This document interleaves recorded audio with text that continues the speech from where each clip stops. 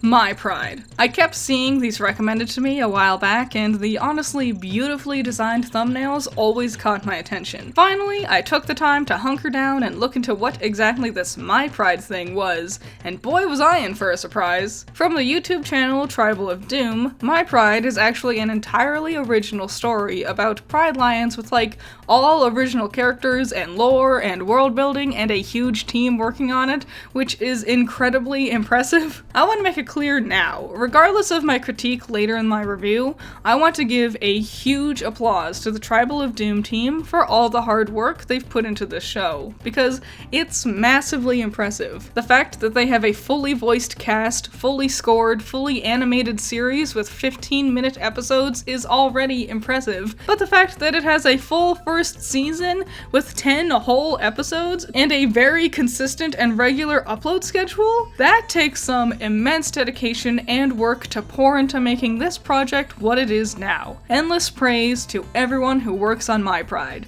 because it's incredibly inspiring seeing the efforts of your work. Now then, as for the show itself, like I mentioned, there's one season that's been finished for now, and there's a lot of story and characters to take a look at here. It's time to take a look inside of those beautiful thumbnails that initially caught my eye. So let's dive into My Pride.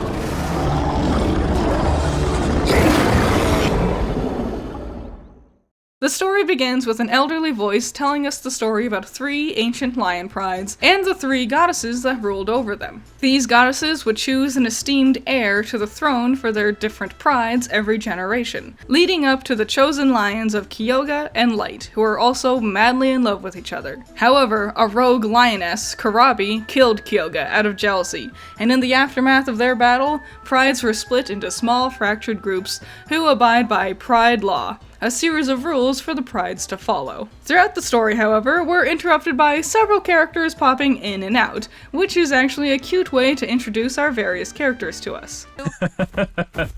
Oh, don't be so upset that you have to spend the afternoon with your dad. Aw, Dad seems cool. I can't wait to see him develop into a loving role model for his cubs over the next few episodes.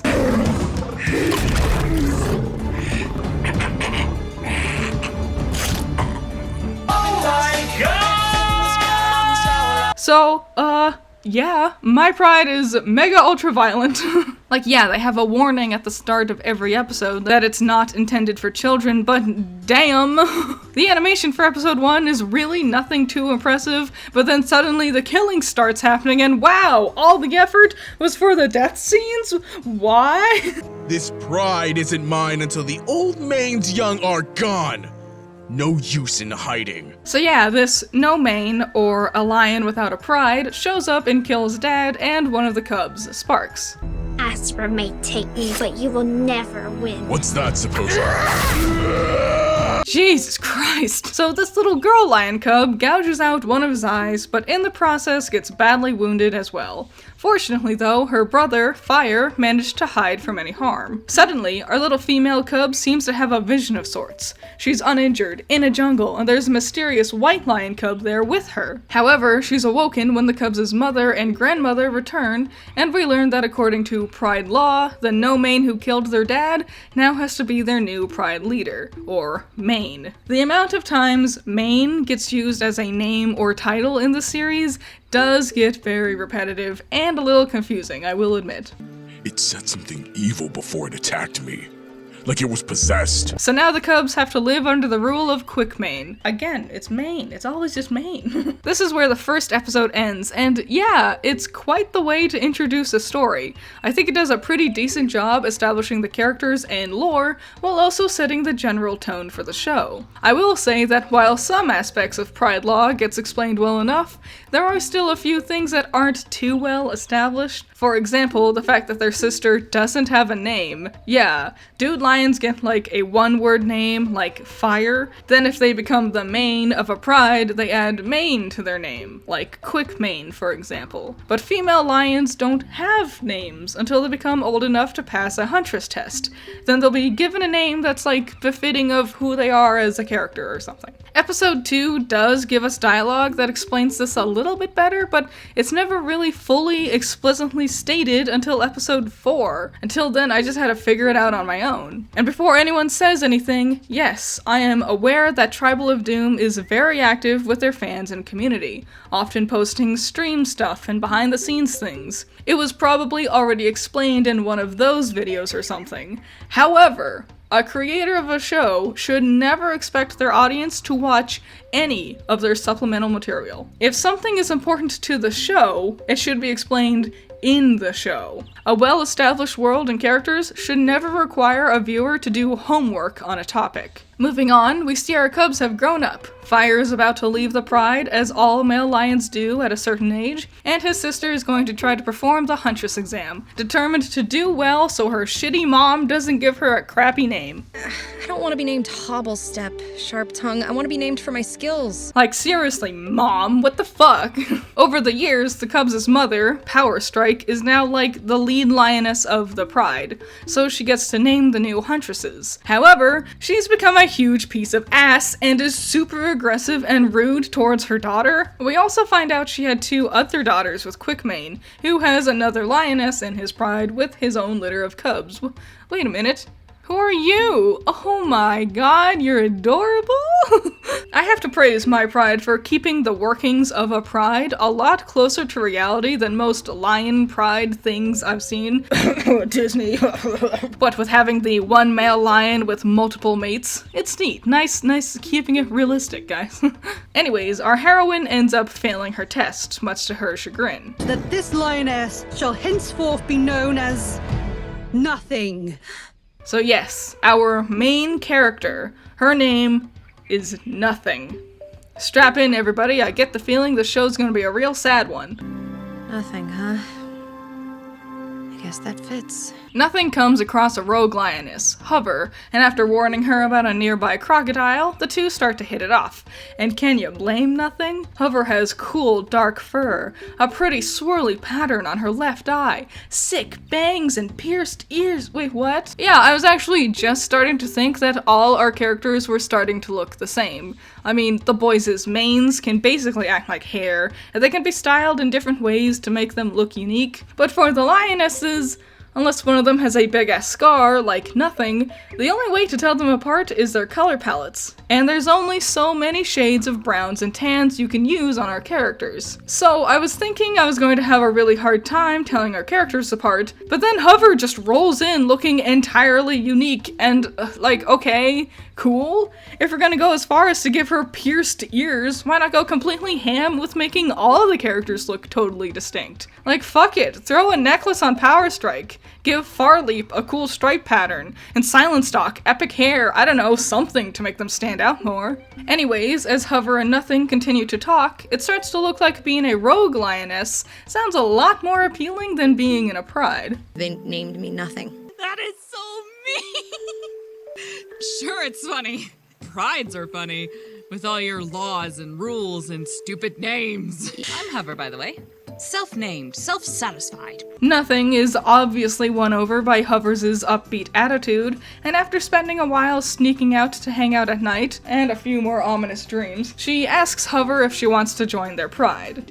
You know how I feel about prides. And you know what? Yeah, I agree with Hover. By all means, I don't see why Nothing would want to stick around with this Pride anyways. Her mane murdered her brother and father. The other lionesses tease her constantly. Hell, her own mother is a tyrannical asshole who chose to name her Nothing. By all accounts, it seems like Nothing has, well, nothing to make her want to stay in this Pride at all. Nothing goes back to camp and has to babysit the cubs while the others go out hunting, and oh, it's so cute. Why do your eyes do that? I love it.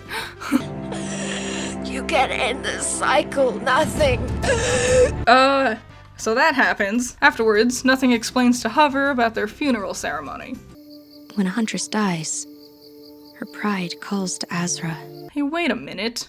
Astra may take me, but you will never win. Who will call to Azra when you die? Oh, the plot thickens. I'm going to join your pride. No! Ugh. You should be trying to convince Nothing to leave with you. By all means, the only member of the entire Pride she actually still cared for just died. There is literally nothing keeping Nothing invested in staying. Take her with you. Both of you, just run away. Ugh. By all means, the show has only convinced me that being in a Pride is the worst possible outcome, and Nothing's insistence on trying to stay in it makes no sense. Like, yeah, it's what she's grown up with, but there is really nothing I can see compelling her to stay with all these assholes anymore. It's like I'm watching Sansa's story arc in Game of Thrones again. Why do you stay where you're surrounded by awful people who are shitty to you? Get out of there! Hey Mom, I know you're still crying your eyes out because your mother literally just died a few hours ago, but I wanted to ask you if my new girlfriend could come live with us? It actually goes a lot better than you'd expect. Hover needs to pass a Huntress exam, but also seems a little less than thrilled with the turn of events. The next day, Hover gets peer pressured into hanging out with the fucking crust cousins of the Pride, while Nothing, unknowingly followed by one of the Cubs, Feather, goes to meet up with Fire and a few other no-mains. So your paw's half blind? Yeah, he can never catch us when we play. It's so funny. That does sound funny. Don't be suspicious, don't be suspicious. On the way back, the two run into the mysterious white lion from Nothing's dreams, Ghost. Before he can really do or say anything, however, the rest of the Pride show up just in time to fuck him up and he takes off. Yeah, Feather. No mains eat cubs. We all could have died. Quickmane is pissed, but when he tries to attack Nothing, it suddenly starts to rain. Taking this as a sign from their goddesses, Quickmane decides he shouldn't kill her.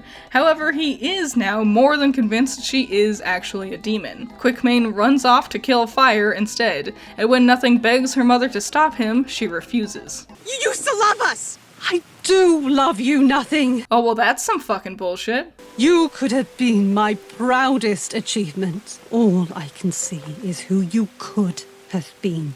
What? Are you fucking kidding me with this? I hate myself. Oh, I hate myself. So, the Huntresses fuck off, and we find out Hover passed her ceremony and is now called Long Run. Unfortunately, she's pissed Nothing missed her ceremony. You chose to go off with Fire and miss my ceremony. You did that. All of this is your own fault. Are you fucking kidding me? The rogue lioness, who wanted absolutely nothing to do with the Pride, unless it involved hanging out with the girl she had a crush on, suddenly is so angry that Nothing missed the ceremony that she's willing to abandon her and still stay in the Pride? Like, I get this is supposed to be Nothing's lowest moment or whatever, but this really makes no sense. Maybe if the other two Huntresses, continued to bully / peer pressure her into following them around, then maybe I could believe it. But by all means, it just seems like Long Run is throwing away her entire character development just to force the show into being sad for Nothing right now. So, with no one to help, Nothing goes running into the storm to try to find Fire to warn him of Quickmane's attack. Except, whoopsie poopsie, he already dead. I won't keep you in my pride. Just let me go. What? Now you want to leave the Pride? You lived in a Pride with the fucker who murdered your brother and dad for years. But now, even after your girl crush joined the Pride, you're going to just walk away? Just like that? The motivations for Nothing makes no sense to me. She just seems to make up her mind depending on one instant to the next. Oh, I want you to join my Pride. Oh wait, I want to hang out with Fire, even though this was a super important ceremony that I insisted you do because I wanted you to join my Pride. Oh what? You're actually in my Pride now? Aw, but you were upset because I didn't go to the super important ceremony I insisted you do because I wanted you to be in my Pride with me? Well, I guess I'll just leave the Pride now. I can't help but feel like Nothing has no real agency over her life. over her actions. She just does whatever anyone else tells her to do, with no argument or question, regardless of her feelings over the matter. Anyways, Feather ends up tagging along with her, worried she was gonna be in trouble. Nothing decides to let him join her, not only because he's already skilled at tracking, but also because she knows the no-mains will try to kill him in order to become the new main of the Pride. After running away for a while in more scary, ominous dreams, they come across a helpful lioness, Rain, who's Southern? Okay, sure. I like your scars. She continues to prove Pride culture is stupid by telling Nothing that her scars and injuries are something the other lions would admire and praise outside of the Prides, as a symbol of being tough enough to survive something, and the bigger the scar, the more impressive they are. So like, we cut to Long Run back at the Pride, now with Proudmane as their leader. Upon hearing that Nothing is still alive, she reveals she is actually in love with her. But uh-oh, lionesses aren't allowed to be in love, because Pride Law definitely needed another excuse to be shitty. So Long Run leaves with Far Leap and Power Strike? Wait, what? Wait. So now they give a fuck about Nothing? Now that they know how Long Run had the hots for her, suddenly they're willing to throw everything away to find her? After bullying Nothing for her entire life, hating her, belittling her, looking down on her, and being the most atrocious characters ever, now, suddenly, out of fucking nowhere, they're willing to break Pride Law and are on Nothing's side? You can't spend 6 episodes developing these two characters to be complete assholes, and then try to change their characters around at the drop of a hat. I hate Power Strike. By all means, she's the villain of this story. I'm supposed to just suddenly believe she actually cares about Nothing just because of what? I don't know. She knows she's a lesbian now? Far Leap's worse. Her whole character was slimy, slimy, evil, evil snark. But over the span of like, what, one episode, suddenly she's super best friends with Long Run and is willing to abandon her incredibly comfortable life in the Pride because Long Run loved Nothing? This is some of the worst character development I've seen. You can't just have these characters be wholly bound to their precious fucking Pride Law just to throw it all away instantly. Oh, an asshole murderer is our main now? Sure, that's cool. Let's bully Nothing the whole time too. What? Our new main is a homophobe? That bastard. Nothing is our best friend's girlfriend, and you can't treat us like that. Bye! Oh boy, she's going by Hover again. Woohoo, I definitely didn't expect that. Anyways, we go back to Nothing and I told you. You can call me Rain. oh my god, the plot thickens. So yeah, Nothing gets to talk with one of the 3 goddesses from their legends, and Rain transports Nothing into a memory, as she puts it, telling Nothing that she is actually Kyoga, the lioness who was murdered in the story from episode 1. But turns out Kyoga was actually in love with Karabi, and it was Light who was actually the jealous murderer. Azura may take me, but you will never win. That was the thing, she said that, yeah! So Azura, the moon goddess, curses Light and his family for all generations for all eternity. Oops, maybe you shouldn't have been such a dick. After this, Light created Pride Law out of his own hate from the events that happened. So I guess that explains why Pride Law is so full of bullshit. You are Kyoga. You're destined to kill Light, whoever he is in this life.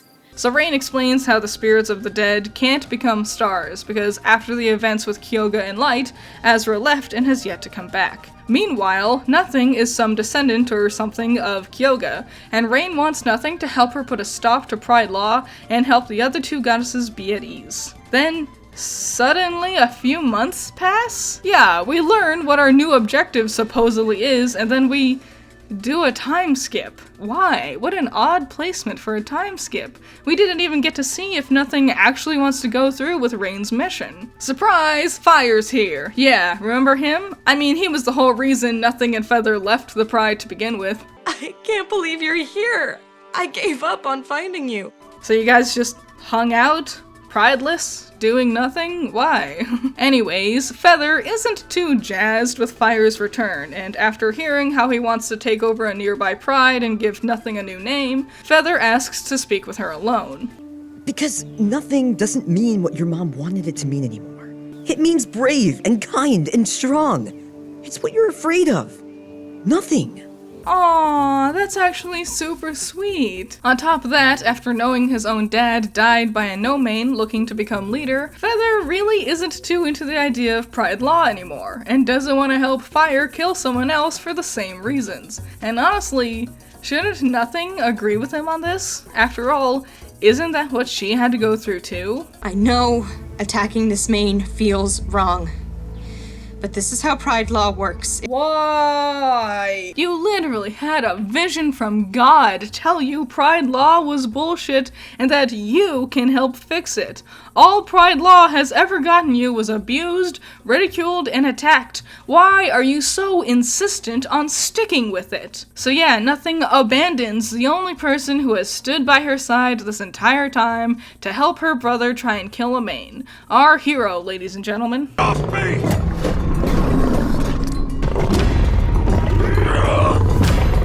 Oh, now you think of this. Nothing is doing what she does best.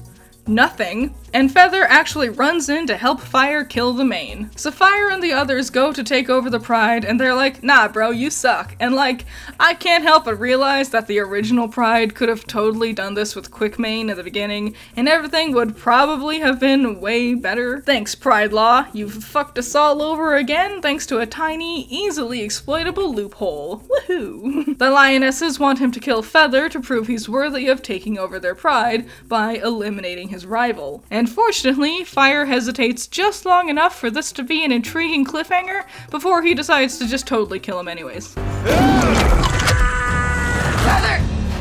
Nothing finally decides to do something, taking charge of her own actions and challenges Fire for the Pride. Yeah, lion fight! Unfortunately, it looks like Fire has won. However, Nothing stands her ground and tells him she'll keep challenging him until he kills her. Before that can happen, however, Ghost returns. I'll protect my pride with my fire?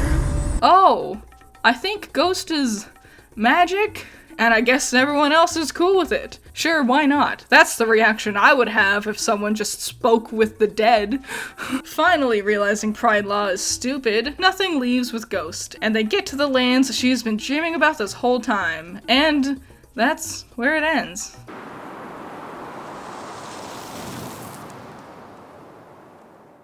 So what do I think about Season 1 of My Pride? Well, again, I have to say huge props to the team behind the show. Everything they've accomplished here is no small feat. From every writer, voice actor, animator, everyone. Great job. My Pride's production value is honestly mega impressive. The soundtrack especially was fantastic all the way through. The animation starts out a little rough, but it consistently improves more and more with every passing episode. I think the fact their mouths aren't fully animated and that lots of times they're essentially still images being squashed and stretched during their movements helps to make the episodes easier to push out faster. And personally, I really like it. It's a visually appealing show. And I'm especially impressed that their style is so unique. When you hear animated lions, I'm willing to bet the first thing you think of is Disney. I'm glad My Pride was able to make their designs look distinctly their own. Great stuff. However, there are a ton of characters, and I think that could have done a little more to help them all look distinct from each other. But it's not hard to identify the important characters, it's just when a ton of characters get introduced that it can all start getting a little confusing. But yeah, overall the animation is fantastic. There was a couple of weird little hiccups here and there, specifically with some of the background stuff, but it was never anything that took me out of the show. Except for one time, where Power Strike's shoulders were huge compared to the rest of her body. That was weird. But other than that, everything was absolutely great. The only element to the show that was a little subpar at times was the fact that some of the voice actors' mics weren't fantastic. But honestly, for a small team project like this, that's not a terrible issue to have. Now then, onto the actual plot and character development for the show. Well, I'm really conflicted, because I did enjoy it. It was a fun ride to go through. It was a great drama series that had my emotions doing roller coaster loops inside of me. However, I would be lying if I didn't say this was an ultimately flawed project. Now, the story itself is actually pretty impressive. It's very clear this is not the first long-form story structure the writer has worked on. They establish important world elements and introduce characters in a way that feels natural in dialogue. Of course, there was a few things that didn't get super well explained, mostly various elements to Pride Law and the whole naming thing. However, I was still able to keep up with the various names, titles, and Lion World-centered words pretty good. It's a well put together world, and that's really impressive. However, it's time to tackle the biggest problem area for the show: the characters' different developments. The execution of some of our characters' motivations, or lack thereof, didn't always stick the landing. For example, Hovers' character really confused me. Right from the get-go, she made it plainly clear that she hates prides and Pride Law. Now then, I am willing to believe she loved nothing so much she was willing to put up with Pride Laws in order to be with her. But I can't bring myself to believe she was willing to stick around with the Pride after she thought nothing had been killed. The scene in the rain doesn't bother me the more I think about it. Like, I get it, she sacrificed everything just to make nothing happy, and nothing seemingly couldn't have even been bothered to actually show up for it. Betrayal can make people do crazy things, but like, why stick around with the Pride afterwards? Just figuring herself out while in mourning? I don't know. Honestly, I wish we could have spent more time with Hover alongside watching Nothing's story out in the desert with Feather. Maybe it would have helped me understand Hovers' mindset better, and then her return to the name Hover would have felt a lot more impactful too. And it could have better set up the idea that Farleap truly has befriended her enough to be willing to stand up for her over her own sister. On that note, I think Power Strike's character was extremely poorly handled. Throughout most of the season, I got the feeling that Power Strike truly was supposed to be our main antagonist. After all, she blames her own daughter for being crippled, despite the fact she got those injuries by defending herself. So Power Strike would rather have her daughter be dead than have a limp? If that's not a villainous mindset, I don't know what is. But then suddenly I'm meant to root for her? No. I don't want to root for an ableist, abusive asswad like Power Strike. Maybe her departure from the Pride could have worked better if she was banished rather than leaving on her own volition. Like, Proudmane could have been like, "I don't want the mother of this problematic nothing girl in my Pride. Get out of here, you old hag." Then, if Hover and Farleap offered her to join them, it could have helped to start pave the road for her to get a redemption arc. After all, redemption usually starts with a character having a fall from grace. And this could have helped Power Strike realize how the Pride Law has made her an asshole when it comes to how she treated her own daughter. It would also show how Hover is starting to grow as a character by reaching out to those in need, rather than turning their back on them, like how she did with Nothing. But that's not what happened. As it is, it just feels like Power Strike hates her daughter to the point of abandoning her and being emotionally abusive towards her entire life. But she likes her daughter's girlfriend enough to turn her back on everything she's been a part of this entire time. It's just really confusing and could have been much better executed. It's not even the only confused aspect of Power Strike's character.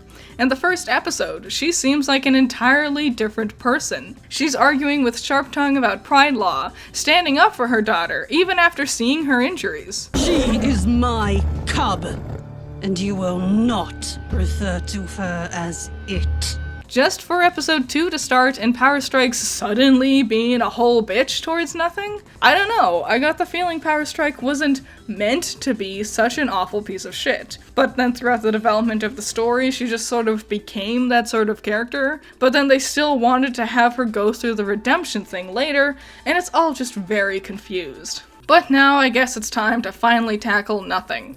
Similar to Power Strike, she seems to have completely changed after the first episode. She starts out as a spry, energetic cub, taking charge and fighting off a powerful enemy all on her own, trying to be positive about her injured leg. No, I'm okay. It doesn't hurt if I don't put any pressure on it. Then suddenly she's always sad and complaining, never making her own decisions, constantly down on herself. And I suppose you could chalk it up to the trauma of her injury changing her personality, but it does feel like that first episode is rather disingenuous about how it establishes our main characters. I would have expected Nothing to have a bit more of a determined attitude, even into her adulthood.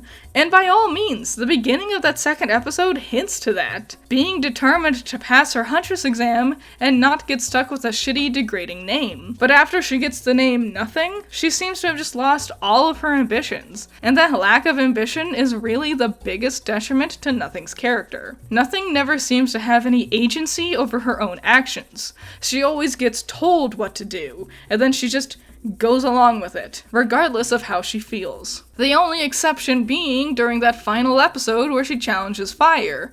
But even then, Ghost shows up to interrupt her and once again just tells her what to do instead, and she just does it. Nothing isn't a proactive protagonist. She feels like a reactive one, just waiting for the world to push her into a certain direction without any real input on her own. Like, she doesn't even do anything to prompt Rain to tell her the history about her being Kyoga. Rain just does it suddenly. Maybe it would have benefited her if we learned about the whole "you're a reincarnated goddess" thing plot way sooner in the story. I definitely think waiting until episode 8 out of 10 was way too long to establish the plot. The majority of the story feels sort of aimless. Like, I get that we needed time to establish our characters and everything, but we could have done that at the same time that we established our main conflict and the biggest driving force for our main character. It could have helped Nothing come to certain key decisions on her own accord, rather than just being told what to do. Because as it is, the only character development Nothing makes throughout the whole story was learning to love Feather. And I feel like she only did that just so his death would hurt a lot more. At the end of the day, I couldn't help but find Nothing as one of the most boring characters in the story. By all means, I would have guessed that Hover was actually supposed to be our real main character, and Nothing was no more than a side character. I would really love it if Nothing was actually taking charge of her own story, making her own decisions and actively trying to make an impact, rather than just being told by others what to do. Besides, it's not like she didn't have the potential to grow, because by all means, the development Nothing should have gotten was just given to all the other characters. Leaving the Pride because it's filled with a toxic, abusive environment that punishes you for who you are? Well, Nothing didn't do that. But Hover sure did. After witnessing the murder of your own father, realizing that Pride law is deeply flawed and perpetuates a cycle of violence, Nothing doesn't feel that way. But Feather does. Hell, he felt that way even before a literal goddess told Nothing that Pride law was bad. I kept having this nagging thought that Nothing should be agreeing with these mindsets, or at the very least consider them. So does this all mean I didn't like my Pride? No, I actually really enjoyed it. Like, a lot. I wouldn't be this invested in the development of the plot and characters if the story didn't leave an impact on me. It's an emotional ride, and I wouldn't be sitting here screaming at these cartoon lions just to do what would make them happy if I didn't care about the story. It was rather emotionally draining, so if that's not your cup of tea, then you might not be too interested in keeping up with the plot. Seeing Nothing act as the world's constant punching bag is a bit of a downer, but that's not to say it's all bad. Feather's explanation about how Nothing's name is more important than she thinks, and Ghost's final monologue about how nothing does matter, are pretty dang powerful. I'm upset the story left off on such a big cliffhanger, but I guess that's what's going to be keeping me coming back when Season 2 finally goes into development. On that note, at this point in time, Season 2 has been put on indefinite hiatus while they secure funding for it. So if you like My Pride and want to see it come back for Season 2, I highly suggest supporting them. They have a Patreon and a Redbubble store, buy their merch or something. I did. Look at that. Isn't that cool? Even my dog likes it. Yay! They have links on their videos to these things, but I'll also have those links to their shops and their Patreon in my description. My Pride is a gripping story with a surprisingly well-developed world and cast. It has its flaws, for sure, but I'm definitely sold on the show moving forward. Seeing how much they've improved over the course of the 2 years it took to make all 10 episodes is more than apparent. I'm confident the Tribal of Doom team will definitely continue to improve their skills, and I would love to see more of their work. Whether it's more of My Pride or not, I hope they keep it up. All of them. Fair warning, the first episode might be hard to get through. The animation is pretty shaky still, and it can feel a little slow and exposition heavy, but I suggest you tough it out, just because the rest of the show was an absolute trip to go through. Make sure to show the creators, voice actors, animators, and everyone at Tribal of Doom your appreciation for the show, because they deserve it. Thank you all so much for watching this video. I hope you enjoyed it. Shout out to my $10 patrons. You're all amazing. Nako, James Dodds, Cool Duck, Andrew, Ramiel, Valhalla Knight, Chamomile, G Extreme, Classy Critic, Surge, Boulder Off Bros, Noah Perkins, Sunny Shy, Great Bar, Caleb Grimm, Pentamenta, Genital War Thunder, Carmen, Order, Vortex, Jake, Sarah's Van, Amber, and Melef. Thank you all so much for watching this video. I had a lot of fun with it. I did, despite how like harsh some of my critiques was, I did really enjoy My Pride, and you should definitely check them out because they're a lot of fun. Tell me, what do you think in the comments below about the characters in general, or like the story structure or anything like that? Hopes for the next season or anything, and in all thoughts and opinions, I would really love to see them. I don't know much about the behind the scenes stuff. I didn't want to go into that for my review because like I said, you shouldn't have to do homework. But now that I've finished my review, I'll go over and I'll watch all their behind the scenes things and whatever. So yeah, in the comments below, tell me everything you have to say about My Pride and this video, and I'll see you in the next one. Bye bye.